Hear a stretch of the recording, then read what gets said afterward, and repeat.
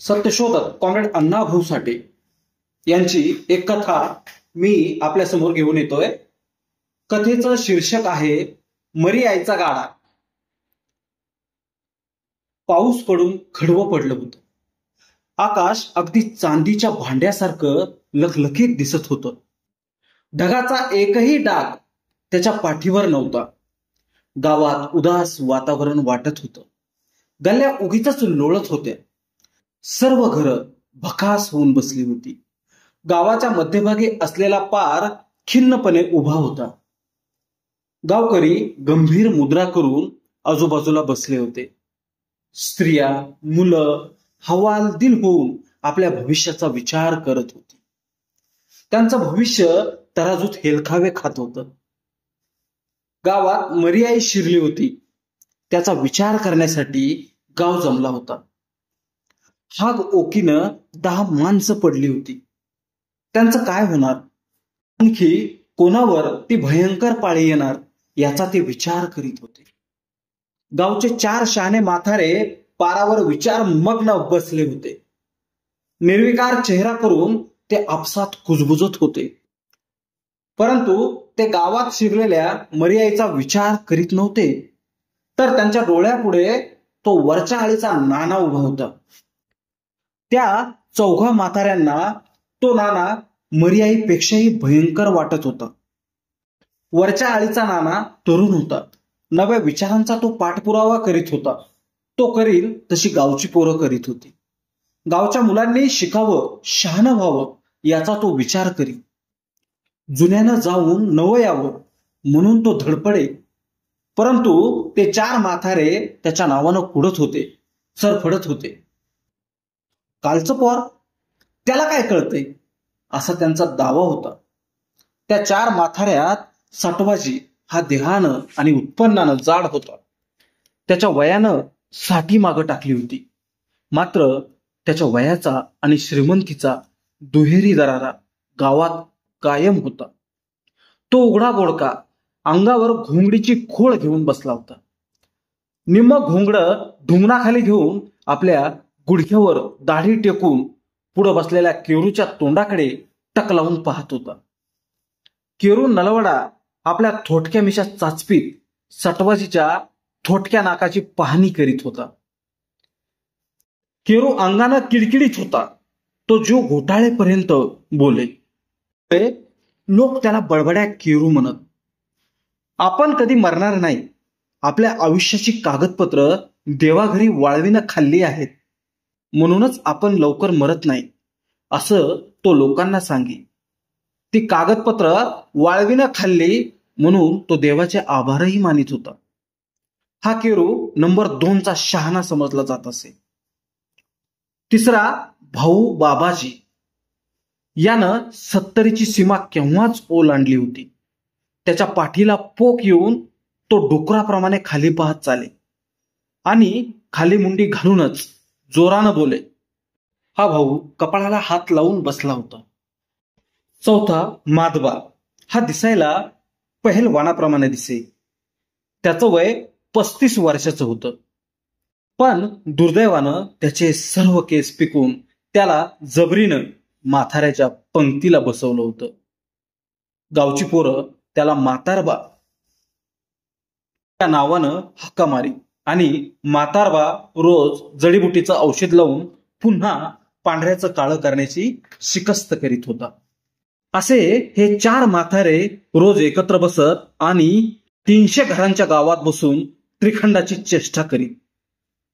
कधी ते स्वराज्य मागणाऱ्यांना म्हणत, फुकट माराल, इंग्रजांच्या राज्यात दिवस मावळायचा नाही.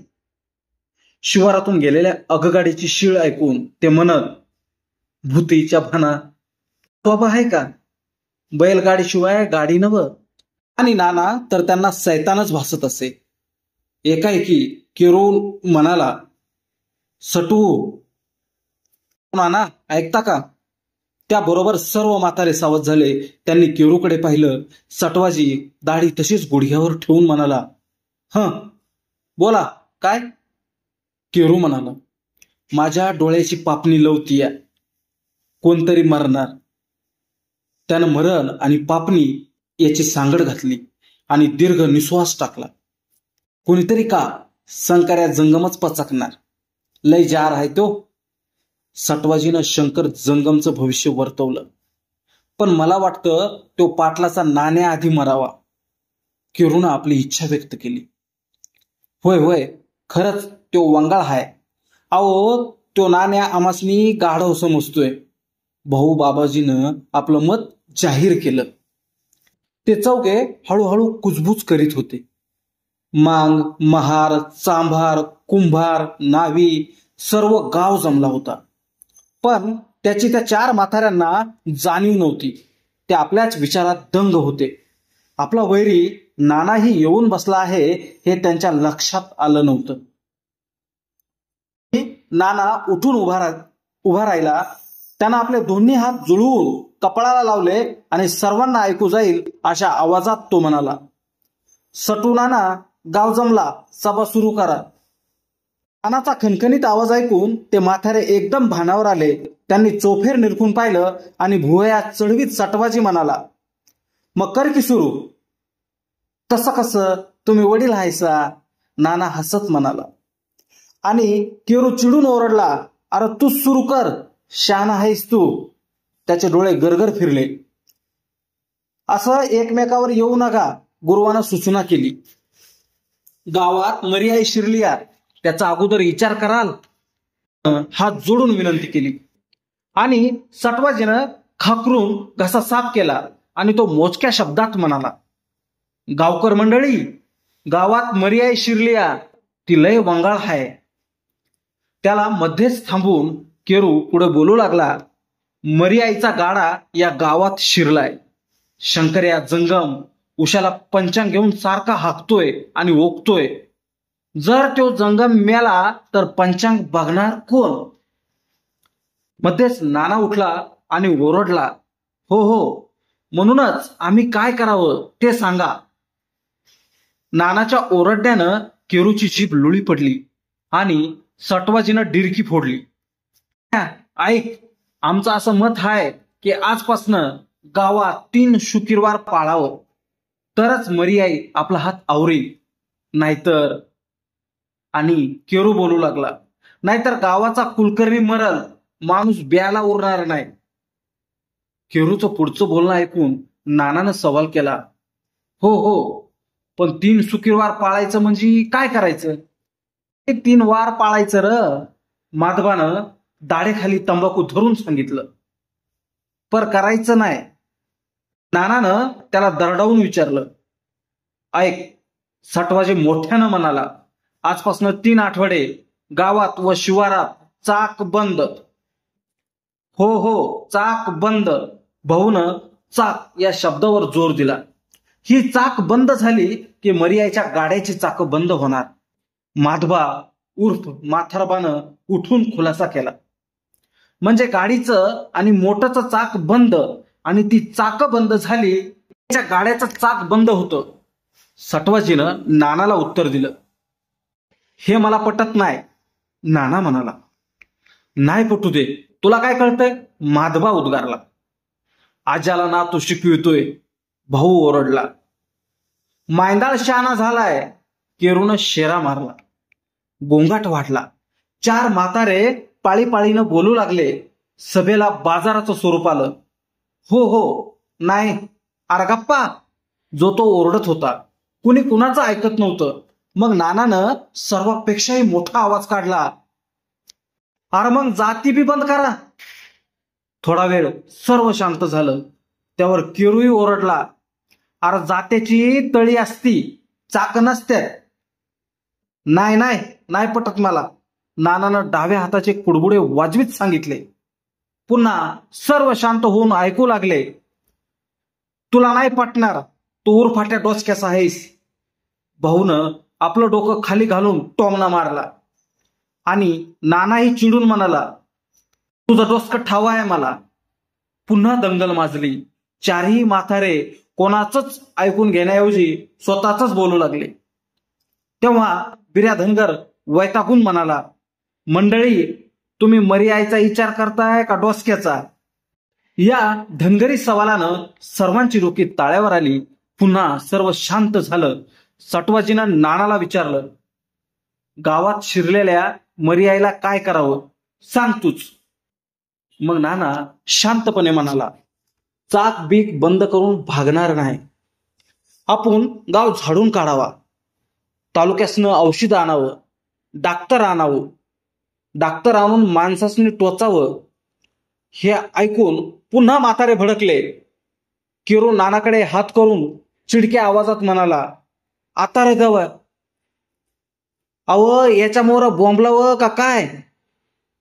लगेच भाऊ भडकून म्हणाला, मंडळी ह्यो टोचून शान माणसं मारणार बघा. त्यानं तिरप्या नजरेनं नानाकडे रोखून पाहिलं आणि सटवाजीनं धमकी दिली, नाना मरियाय तुझ्या डाक्टराच्या उरावर बसाय डरणार नाही. पुन्हा गोंधळ वाटला. पटकूर झटकून जो तो बोलू लागला आणि पुन्हा गुरव ओरडला. ऐका मंडळी. सर्व शांत झालं आणि गुरव पुढे बोलू लागला, आपण नानाचं बी ऐकूया आणि सटवाजीचं बी ऐकूया. म्हणजे काय करूया. बिऱ्यात धनगरानं खुलाशाची मागणी केली आणि गुरव म्हणाला, 3 शुक्रवार पाळूया आणि औषध बी आणूया. कबूल. कबूल. कबूल. सर्वच लोक ओरडले. आमासने बी कबूल, सटवाजी म्हणाला. पण 3ऱ्या शुक्रवारी आईचा गाडा गावाबाहेर घालवायचा हे कबूल आहे का. हा सटवाजीचा सवाल ऐकून सर्वांनी माना डोलवल्या. हे बी कबूल. सर्वच लोकांनी ओरडून संमती दिली. सभा संपली. लोक उठले. नानाही 5-50 गडी घेऊन कामाला लागला. त्यानं गाव झाडून स्वच्छ केला. सर्व गोठे झाडले. गल्ल्या बोळं अगदी झकपक केले आणि तो पुन्हा सटवाजीकडे गेला. नाना परत आलेला पाहून सटवाजी चिंता तूर झाला. हा कसला तरी कुरापत काढणार म्हणून तो चरकला. तोच नाना म्हणाला, सटू नाना, मी तालुक्याला जातो. मग जा की. सटवाजीला हायसं वाटलं. पर मी गाडी घेऊन जाणार आहे. गाडीचं नाव ऐकून म्हातारा चिडला, परंतु राग गिळून तो म्हणाला, गाडी घेऊन जाणार म्हणजे डोसक्यावर घेऊन जाणार. छे, गाडी झुपून आणि बसून जाणार. नाना म्हणाला. आणि सटवाजी खेकसला, गाडी र कशाला. का तालुक्यासनं लग्नाचं वराड आणायचं आहे. अगं वराड नव, औषध नि डॉक्टर आणायचं आहे. नाना हसत उद्गारला, डॉक्टर आण नाही तर त्याचा बाण, पण गाडी झुपू देणार नाही. सटवाजीनं दम भरला. कसा बी आण, पायानं आण नाहीतर गाढवावर आण, पण गाडी झुपू देणार नाही. सटवाजी बिथरून बोलला. दोघांचं बोलणं वाढलं.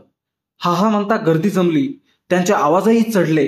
एकमेकांवर ते खेकसू लागले. जमलेले लोक त्यांना शांत करू लागले. केरू येऊन दाखल झाला आणि बाचाबाचीत आणखी भर पडली.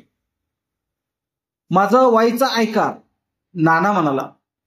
नाही ऐकत, चाक बंद, सटवाजी म्हणाला. बरं चाक बंद, नाना नमत घेऊन म्हणाला आणि म्हातारे शांत झाले. बोलू लागले, आपल्या शिवारातनं आगीन गाडी रोज जातीय. एका मालगाडीला 60 डब्बा असतो. एका डब्याला 4-4 चाकं असतात. म्हणजे समधी मिळून 240 चाकं असतात. ती आधी गुमानं बंद करा. नानानं बंद करा या शब्दावर जोर दिला. हा आगगाडीच्या चाकांचा भयंकर हिशोब ऐकून त्या म्हाताऱ्यांची डोकी गरगर फिरू लागली. एकमेकांकडे पाहू लागले. आपण काय उत्तर द्यावे हे त्यांना सुचेना. एवढ्यात नानानं फेर हल्ला चढविला. आगा बघताय काय, उठा की, ती गाडी अडवाय चला. अरे आम्ही काय करावं, केरू फुटफुटला. ती गाडी अडवा, नाना हुकुमी आवाजात म्हणाला. आरपर आगीन गाडी आम्ही कशी अडवावी. सटवाजी वैतागल्या सुरात म्हणाला. कशी बी अडवा नाहीतर आडवं पडा. नाना त्यांना पेचात पकडून म्हणाला. आम्ही आडवं पडून मरावं म्हणतोस, सटवाजीनं विचारलं. आणि म्या डॉक्टर गाढवावर लादावं. जेव्हा प्राणावर बेतलं तेव्हा त्या म्हाताऱ्यांनी माघार घेतली. नाना गाडी घेऊन तालुक्याला गेला. डॉक्टर औषध आलं नि गावातला रोग हटला. परंतु ते सर्व 3 शुक्रवार पाळल्यामुळेच झालं असा त्या 4 म्हाताऱ्यांनी हट्ट घेतला. मरियाईचा गाडा वाजत गाजत काढून शिवे बाहेर गेलाच पाहिजे ही मागणी केली. नानाचा नाईलाज झाला आणि मरियाई शिवे बाहेर घालवण्याची तयारी झाली. तो सरता शुक्रवार होता. सर्व लोकांनी गावात आरास केली होती. घरोघर आंबील घुगऱ्यांचा निवद केला होता. लहान थोरांचे चेहरे आनंदित झाले होते. त्यांनी मरियाईच्या देवळापुढं गर्दी केली होती. सुतारानं लहानसा गाडा करून दिला होता. तो देवळापुढं ठेवला होता. त्यात लहानशी मरियाई बसवली होती. आयाबाया येऊन तिला नैवेद्य दाखवत होत्या. खण नारळी येऊन त्याचा त्या गाड्यापुढे ढीग लागला होता. पोरं खिदळत होती. 4 म्हातारे गंभीर मुद्रा करून गाडा काढण्याची घाई करीत होते. ते गाड्याचे पुढारी अभिमानानं सर्वांकडे पाहत होते आणि त्या गर्दीत नाम्या महार उघडा बोडका उभा होता. त्यानं भंडाऱ्यानं मळवट भरून लिंबाचा डहाळा घेतला होता. त्याच्या पाठीमाग पराटाची म्हातारी केस सोडून मळवट भरून खडी होती. त्या दोघांच्या अंगात मरियाई येणार होती. नानानं कसलंही विघ्न आणू नये याबद्दल सटवाजी, माधबा, केरू आणि भाऊ हे काळजी घेत होते आणि विजयी दृष्टीनं देखरेख करीत होते. सूर्य बराच फिरला. नाम्यानं मागपुढं पाय ठेवून मोठी किंकाळी फोडली. क्षणात त्याचं सर्वांग थरथरू लागलं आणि तो कडुलिंबाचा पाला चापलू लागला. त्याचा तो भयंकर अवतार पाहून पोरं भयभीत झाली. आलं अंगात आलं करून गर्जना केली. तोच नाम्याच्या अंगात मरियाई घुमू लागली, करू लागली आणि पराटाची म्हातारी नाम्यापेक्षाही विचित्र आवाज काढून खेकळू लागली. तिनं दोन्ही हातांची खोबरमिठी आपल्या डोकीवर धरून ती अंगाला आळोखे पिळोखे देऊ लागली. नाम्या आणि म्हातारी घुबड घुमल्याप्रमाणे घुमत नाचू लागली. अंगात आलं माग सरा, सटवाजी ओरडला आणि लोक माग सरले. मरियाईनं रिंगण धरून नाच सुरू केला. सर्व वाद्य वाजू लागली. मांगांची हलगी कडकडली. कैकाड्यानं आपल्या सनई ढगावर रोखून फुंकण्यास सुरुवात केली आणि उस्मान्या अत्ताराचा ताशा पाडव्यासारखा बोलू लागला. त्याच्या तालावर त्याची मुंडीही गडबडू लागली. डिंगांग ढिंचांग बिर्या धनगराचा ढोलाचा दणका थेट मेंदूला भिडू लागला. मरियाईच्या नावानं चांग भलं. केरो, सटवाजी, भाऊ, माधबा यांनी आरोळी ठोकली. त्यांना सर्व लोकांनी साथ दिली. त्यांचा आवाज गगनाला पोहोचला. गाडा निघाला होता. नाम्या वाजवत होता. तो दुडक्या चालीवर वाकड्या तिकड्या उड्या मारीत चालला होता आणि ती पराटाची म्हातारी डोईवरच्या खोबरमिठीसह मान ओवाळीत मध्येच उडी मारीत काहीतरी बोलत वाट चालत होती. नाना एका पडक्या भिंतीवर उभा राहून पाहत होता. तो चटकन पुढे होऊन म्हणाला, हो वाईच थांबा. सर्व वाद्य थांबली. देवीची वाट मंदावली. लोक शांत झाले आणि सटवाजी भडकून पुढे आला आणि म्हणाला, अय दीड शहाण्या, गाडी का थांबवलास? नव देवी कांच्या बाजूला जाणार? नानानं हळूच विचारलं. सटवाजीनं देवीकडे वळून हात जोडले आणि विचारलं, आई कांच्या बाजूला जाणार तू? मी शिरट्याकडे जाणार, नामाच्या अंगातली देवी म्हणाली आणि लगेच पराटाच्या म्हातारीनं तेच पालुपद आळवलं. हो, शिरट्याला जाणार. चल बाजूला हो, सटवाजी नानाला म्हणाला आणि नाना अधिकच पुढे जाऊन शांतपणे म्हणाला, नव आम्ही मरियाई त्या शिरट्याच्या शिवाला सोडणार आणि मग मरियाई शिरट्यात शिरून हागवोक सुरू होणार. मग त्याला आम्ही काय करायचं? केरूनं नाक उडवीत विचारलं. नाना मग मोठ्यानं बोलला, अगा त्या शिरट्यात आमच्या गावच्या 8 पोरी दिल्यात, त्यांचं काय होणार? हे ऐकून ज्यांच्या मुली शिरट्यात दिल्या होत्या ते सर्व पुढं होऊन ओरडले, नाही नाही नाही, मरियाईचा गाडा शिरट्याकडे जाऊ देणार नाही. हा भयंकर कोलदांडा बसून नाम्याच्या अंगातली देवी म्हणाली, अरे बाबांनो, मी पाडळीला जाणार.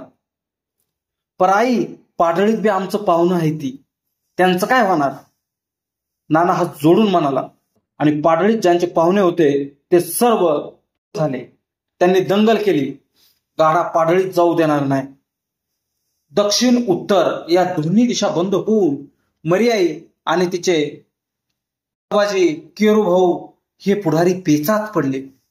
आपल्या पाहुण्यांच्या जीवासाठी निम्मा गाव नानाच्या पाठीस उभा होऊन पाडळीचं नाव काढू नका असं ओरडू लागला. त्याच्या ओरडण्यानं गाव हादरू लागला.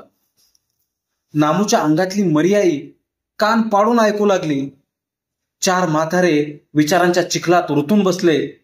मग मरियाई आपला विचार बदलून म्हणाली, ऐका र. लोक शांत होऊन ऐकू लागले. म्हाताऱ्यांना आनंद झाला. देवी पुढे म्हणाली, मला मावळत्या बाजूला जायचं आहे. हे ऐकून केरू एकदम पुढे येऊन म्हणाला, हो हो जाऊया. सटवाजीनं उडी मारली, खरंच जाऊया. आणि नाना बोलला, पण देवा, मावळतीला खुबी आहे. नी खुबीत आमच्या गावच्या 11 पोरी नांदत्यात. नानानं नाम्यापुढे हात जोडले आणि खुबीकरांचे पाहुणे पुढे येऊन ओरडले, खुबीला मरियाईचा गाडा जाऊ देणार नाही. नाम्याची देवी मागं सरली. भयंकर बोंबाबोंब सुरू झाली. सर्व गाव ओरडू लागला. कोणी म्हणू लागले खुबीकडे जायचं नाही, कोणी म्हणत पाडळीचं नाव काढू नका, तर कोणी ओरडत होते शिरट्याला जायचं नाही. मग नाम्यानं आपला मोरा उगवतीकडे वळवला. परटाची माथारी त्यांच्या मागून पाय उडीत निघाली. माझी केरू भाऊ ओरडले, बरं देवीला उगवतीला जाऊ दे. आणि नानाही चिडून म्हणाला, नाही जाऊ देणार. अरे का नाही जाऊ देणार? भाऊ रडकुंडीला येऊन म्हणाला, नाण्या, तुझं बरं होणार नाही, मरशील तोंड इचकून. केरूनं शाप दिला. नाना म्हणाला, मरू दे की, पण गाडा नाही जाऊ देणार उगवतीला. उगवतीला बिचूत आहे आणि बिचूतात 18 घरं पाहुण्यांची आहे ती. नानानं गर्जना केली आणि बिचूतकरांचे पाहुणे पुढे आले. पुन्हा गोंधळ उडाला. मरियाईच्या चारही वाटा बंद झाल्या आणि हमरी तुमरीवर येऊन सर्व लोक ओरडू लागले. नाम्याच्या अंगातली देवी कावरी बावरी होऊन किलकिल्या डोळ्यांनी आजूबाजूला पाहू लागली. परटाची म्हातारी तर पळून जाण्याच्या बेतात आली. वाद्य केव्हाच बंद झाली होती. उस्माने आत्ताड ताशा पाठीवर टाकून गर्दीत शिरला आणि गळ्यात प्रचंड ढोल घेऊन बिऱ्या धनगर पुढे गेला. कैकाडे आपली सनई काकेत मारून त्या भयंकर गर्दीकडे पाहू लागला. बिऱ्या ओरडून म्हणाला, पाडळीत माझी पोरगी आहे, गाडा बंद. त्यानं टिपरी कमरेत खोचून गिरकी मारली. गावाचे पुढारी म्हातारेही चिडून ओरडत होते. भाऊ ओरडून म्हणाला, कोण आडवा येतोय बघतोच मी. आणि एक शेतकरी हातात सोटकं घेऊन ओरडला, येऊ दे पाडळीकडे गाडा, या नाम्याचं डोसकच फोडतो एका दानक्यात. नाम्यानं दोन्ही हात डोक्यावर धरून बैठक मारली. तोच दुसरा म्हणाला, अरे हाना त्याला. तोच नाम्या उठून म्हणाला, अगं मला का? देव गेला, देव गेला. सर्वत्र आवाज उठला. दंगल शांत झाली. मग त्या गाड्याचं काय करायचं याचा विचार झाला आणि मरियाईचा गाडा पुन्हा निखळून देवळात ठेवण्यात आला. जुन्यांचा पराभव झाला आणि नव्यांचा विजय झाला. त्या 4 माथाऱ्यांनी नानांचा विजय कबूल केला आणि त्या दिवसापासून नाण्याऐवजी नाना पाटील अशा नावानं ते त्याला बोलावू लागले. त्यांनी त्यांचं पुढारी पण मान्य केलं.